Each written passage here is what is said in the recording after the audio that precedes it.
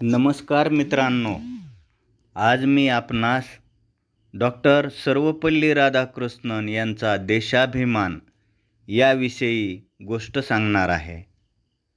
भारतीय इतिहासात काही व्यक्तिमत्व असे असतात की जी केवळ त्यांच्या कार्यामुळेच नव्हे तर त्यांच्या विचारांनी संपूर्ण राष्ट्राला दिशा देतात.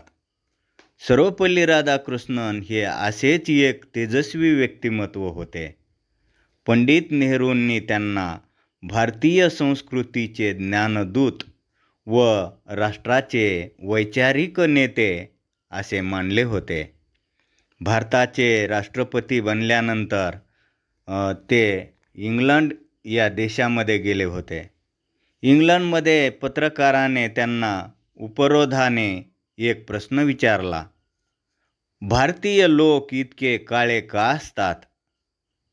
परमेश्वराने सर्व माणसांना बनवलं, पण भारतीयांना इतकं काळं का बनवलं?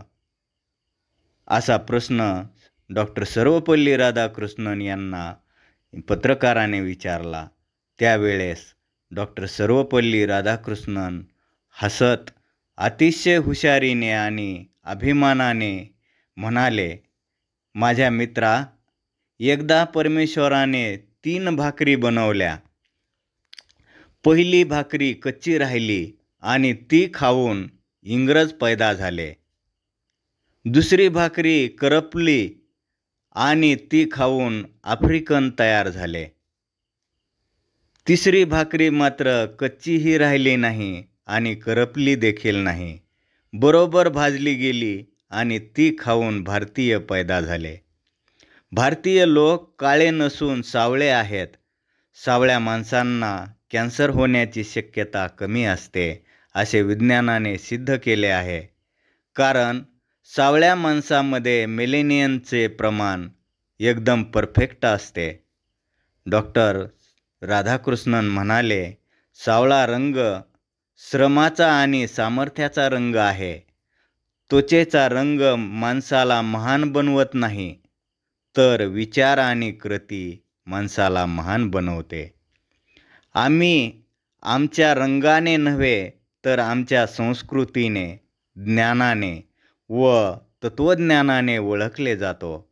भारतीय संस्कृतीचा गौरव करताना मॅक्स म्युलर या जर्मन तत्त्वज्ञाने देखील असे म्हटले होते की भारतीय संस्कृती ही मानवतेच्या इतिहासातील सर्वात प्राचीन आणि सखोल संस्कृतीपैकी एक आहे.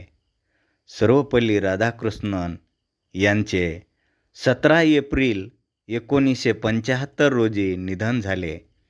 त्यांच्या निधनानंतर त्यांना श्रद्धांजली वाहताना डॉक्टर APJ अब्दुल कलाम म्हणाले की सर्वपल्ली राधाकृष्णन हे एक असे दीपस्तंभ होते ज्यांनी अनेक पिढ्यांना ज्ञानाचा प्रकाश दिला.